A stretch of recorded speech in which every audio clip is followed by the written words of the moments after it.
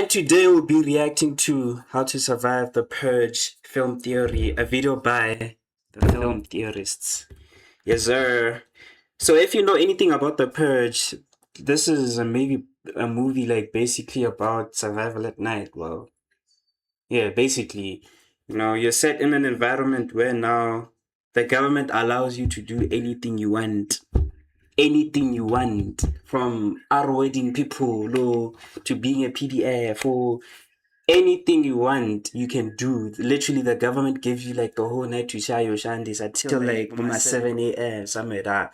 And so comment until before we start the video, please comment down below what you would steal, what you would steal at night. Comment what you would steal and comment what you enjoyed about this video, because I haven't posted in like months. I think it's like my 7 months now. So this is my first video up now. And then yeah, please like and subscribe and comment down below what you would steal. And also, yeah, man, follow me on Instagram. My name is Vriani_8th. And yeah, let's get into it.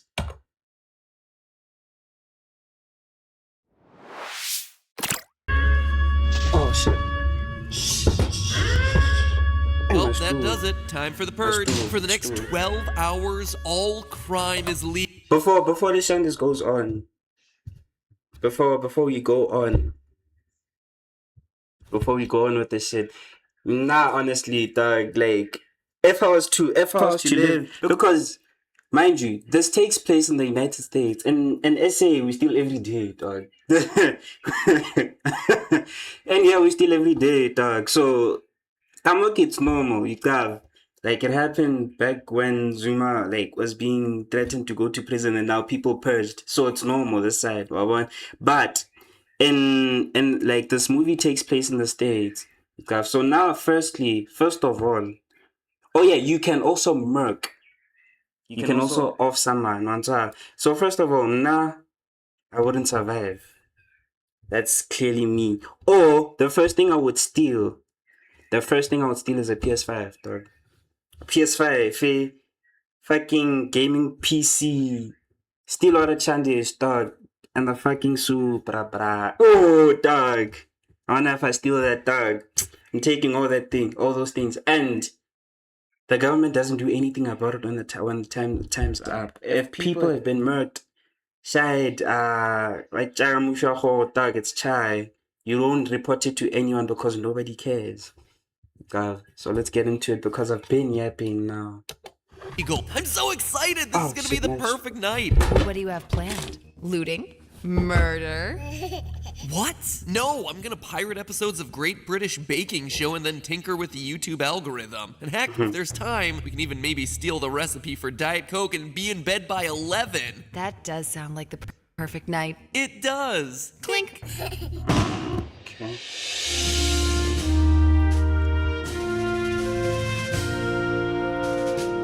Internet, welcome to Film Theory, the show that strives to purge every ounce of fun and whimsy from all the movies that you love. Today we're taking a stab at the Purge franchise, which, if you haven't seen, is actually really interesting in terms of premise. It's set in an alternate future where Americans are entitled to 12 hours of purging every year. Starting at 7 p.m. every March 21st, all crime in the US is legal, lasting until 7 a.m. the following morning. Commencing at the siren, any and all crime, including murder, will be legal for 12 continuous hours. And, as you might expect, the Purge franchise really digs in, exploring all sorts of creative crimes that people might choose to commit if there were indeed no laws for the night. Just kidding, it is just a bunch of killing. Murder, murder, murder. Sure, there's a bit of vandalism and looting sprinkled in for flavor, but come on! You're telling me that all crime is legal for 12 hours and nobody is using that opportunity to do anything interesting with it? Where's all your creativity, people? Rigged gambling, hacking, insider trading? Why are we not following the people who are trying to make themselves filthy, stinking rich? With all this focus on murder and petty looting, you're wasting such a cool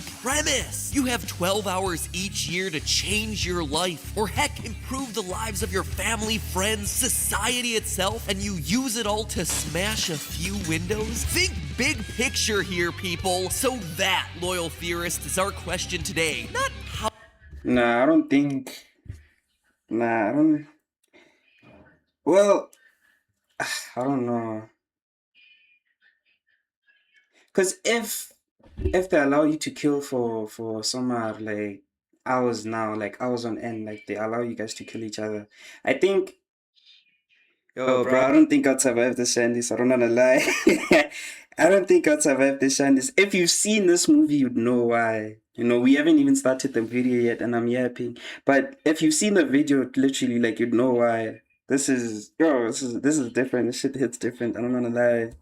How to survive the purge, but how you win the purge. What is the best use of that 12-hour window? Because let's face it, what started as a pretty wacky film series is starting to feel more and more possible every day, and we need to be prepared. You know what, I'm gonna be honest. When I first embarked on this thought experiment, I assumed that developing the perfect purge strategy would be pretty darn easy. All I had to do was figure out what high-yield crimes would be safely carried out in one night, hire some hackers or whatever, and then profit. But when you actually start thinking through the logistics of this stuff, things actually get a lot more complicated. Because remember, when all crime is legal, it's legal for everyone. That becomes a two-way street. Say, for instance, you figure out a way to cheat a casino and you want to cash in. A few loaded dice or a stacked deck in your hand sounds like a fun and profitable way to spend the purge night, right? No problem. Well, yes, big problem. For those 12 hours, not only can you cheat the casino is legally allowed to rig the game against you. And But also,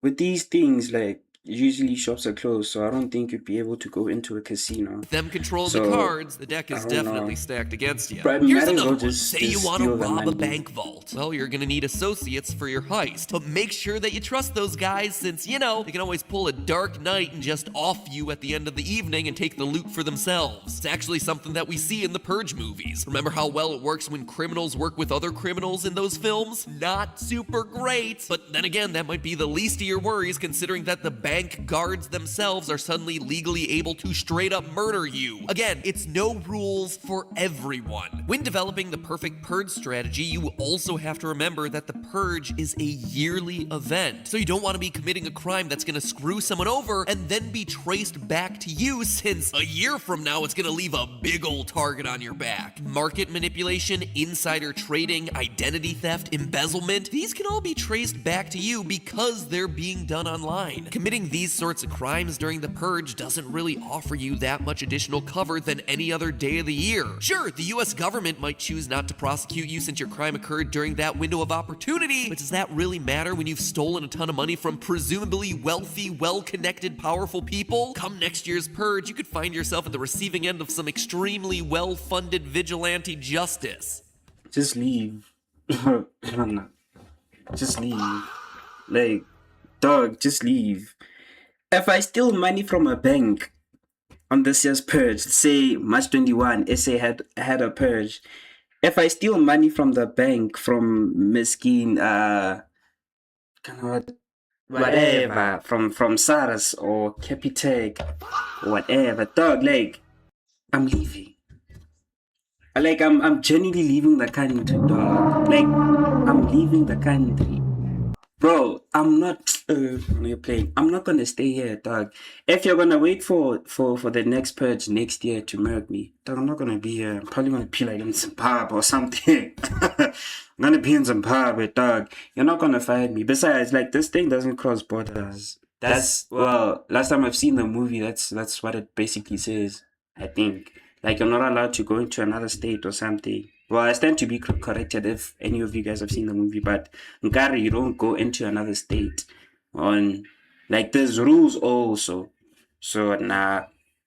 I don't think you'd catch me in somewhere like some pub or something, dog. Yeah. You're not gonna catch me there. I don't. If you're gonna wait, then that's a problem. That's you, dog. It all win some, you lose some, my brother.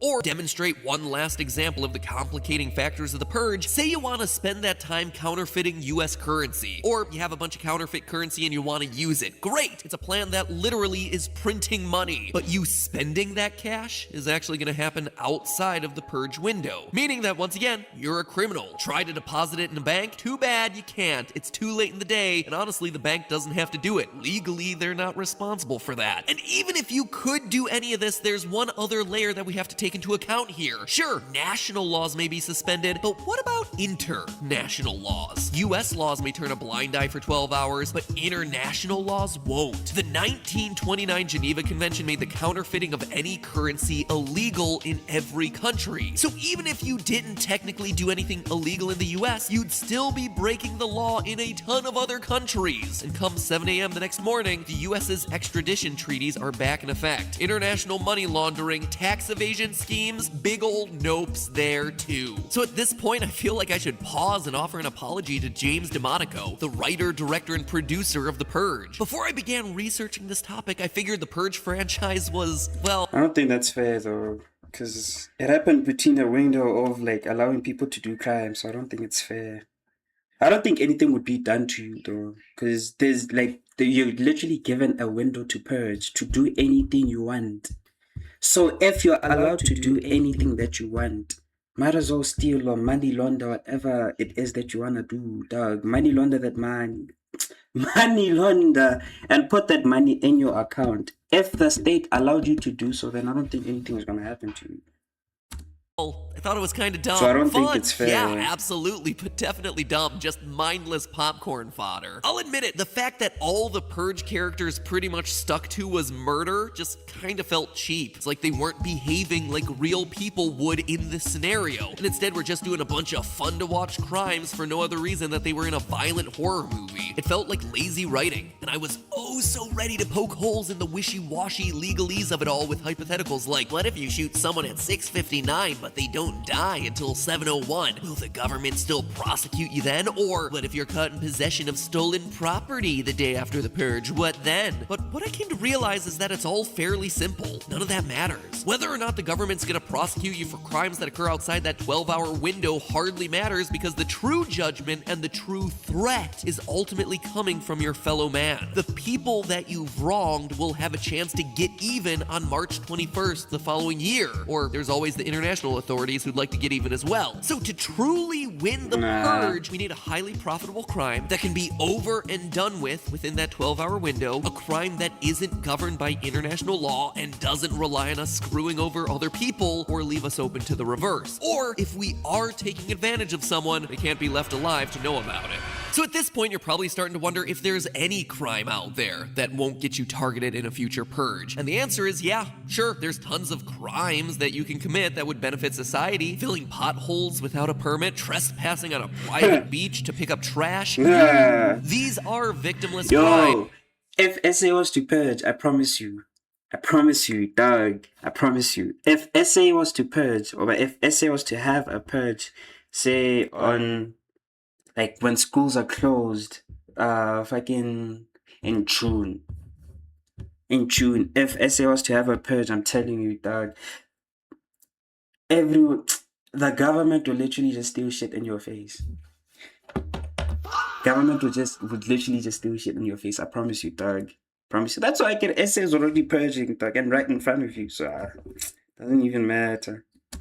It's not going to make you rich, and if we're aiming for the perfect purge, well, we need it all. But what? What is a victimless crime that could benefit society and get you rich at the same time? Theorists, I thought about this for a long time. I looked deep inside of myself for a solution, and wouldn't you know it, I found that solution there, deep within me. In fact, I found lots of solutions deep within me, literally. That's right, I'm talking organ harvesting. Consider this, a legal, healthy human heart is valued at $1 million. $1 million for your heart. And that is just one organ. Now, on any other night of the year, human organs wouldn't be readily available and you wouldn't be legally allowed to sell them. But guess what? On Purge night, it's no rules, just right. Just like an Outback Steakhouse. We know from, well, pretty much every Purge movie, but let's call out Purge election year, that a whole bunch of dead bodies just lie around in the streets until 7 a.m. the next morning. We see this very explicitly as Lainey and Dawn spend the Purge driving around in an armored ambulance, carefully considering who'd help. But instead of focusing on the living, what if instead we chose to focus on the dead? Could Lainey and Dawn have...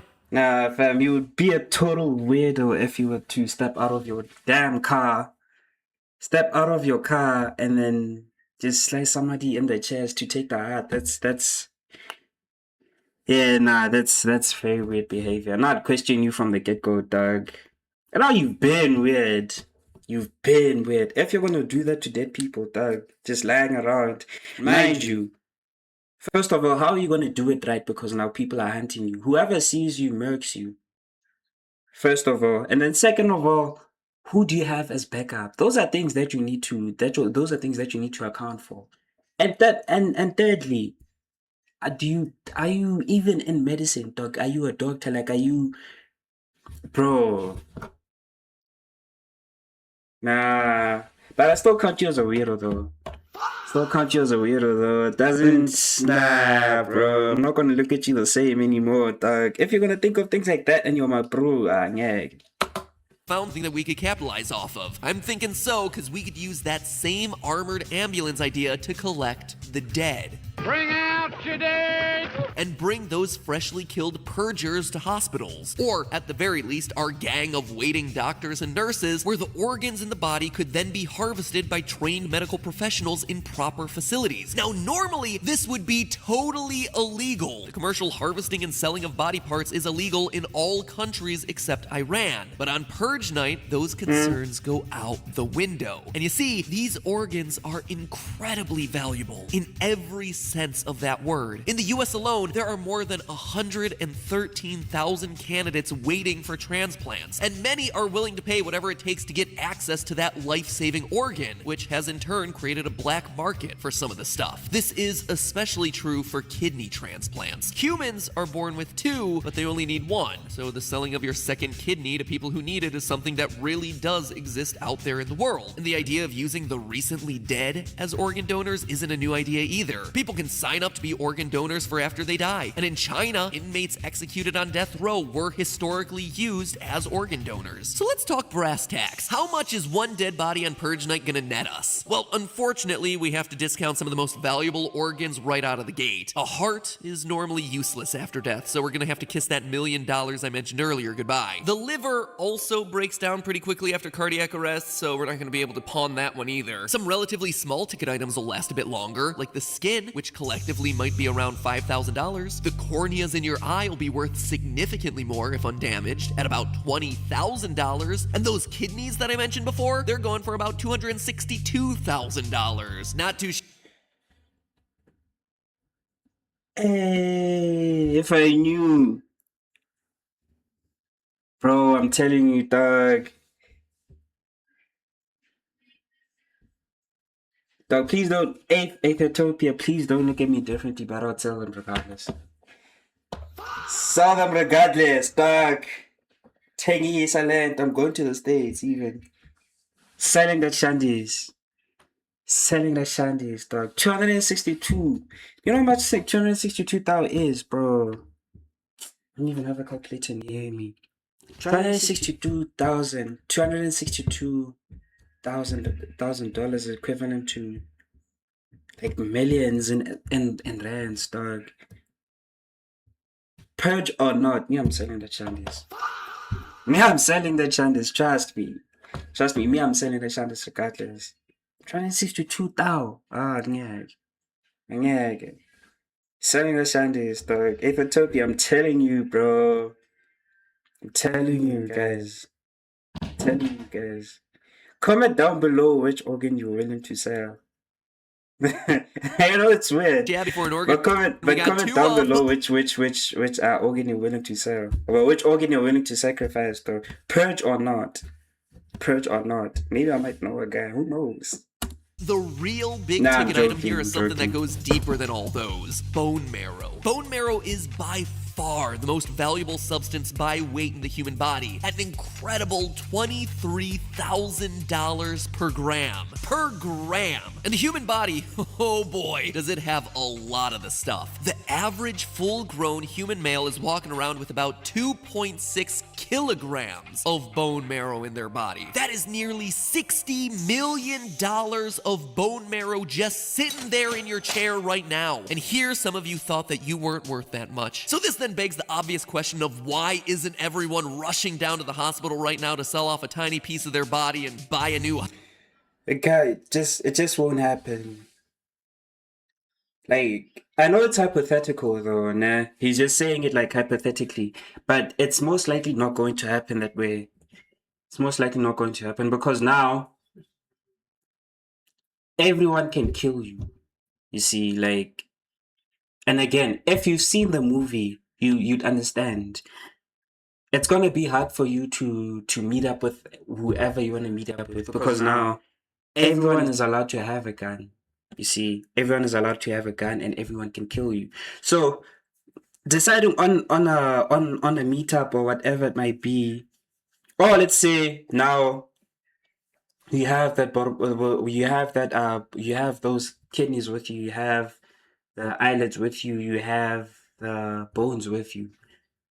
Now now you have to look at how you're going to, not even how, like the time you have to put in to actually do the surgery for those things. So I think with this hypothetical theory that this Bruce Sanchishai, I feel like for me it's going to be a bit impossible though. No, because 12 hours is not enough. Firstly, you're going to need to find a doctor, and then the patient is going to have to be on site because you can't do it for you, because I get the purge is basically doing everything that's wrong legally. It allows you to do those things like legally. So the patient is going to have to be on site for all those things to happen. And also you have to also mind you, you have to also take into consideration that everyone wants your head. Pause. Pause. Pause. Pause. Fuck, that was a fart. Pause. Pause. You have to take into consideration that everyone wants your head. You have. So you're gonna have to find a secure place. You're going to have to find a life, whatever, the thing that supports people's lives in the hospitals, like the thingy that beeps, whatever it's called. You're going to have to find uh, a, a, a doctor that's going to be able to perform that surgery. And also, you're going to have to find people that are going to help him perform that surgery. So that's a lot of people at that. That's a lot of sound. Because also sound, like again, if you've seen the movie, you'd understand. Sound also pays, uh, like it contributes to people getting killed. So that's why a lot of them keep quiet in certain rooms. But then also they also get killed. But actually, I use that word a lot. They also get murked. So now there's a doctor. There's like 4 nurses. There's you that's selling the bone marrow or the kidneys, and then there's the brew as well. And I guess there's more people for. So it's just a lot of people in general, and that's gonna cause a lot of noise because now there's communication, and then you know how these deals go. There's usually miscommunication, and now people are gonna point guns at each other. Alright. So the deal is most likely not going to be done efficiently. So I don't know, man. Just comment down below what you guys think.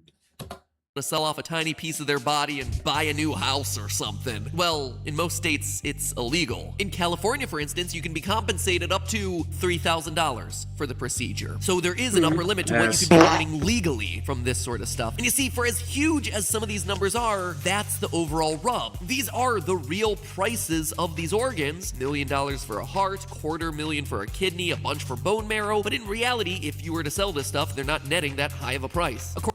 According to medical transcription estimates, the average price of a dead human body is likely going to be more around $550,000. Still, $500,000 for each person that you pick up off the street? Not too bad. On Purge Night, those streets are paved in gold. Fleshy, cadaverous, recently murdered gold. And that, my friends, is the recipe. Yeah, but that would make you weird, dog.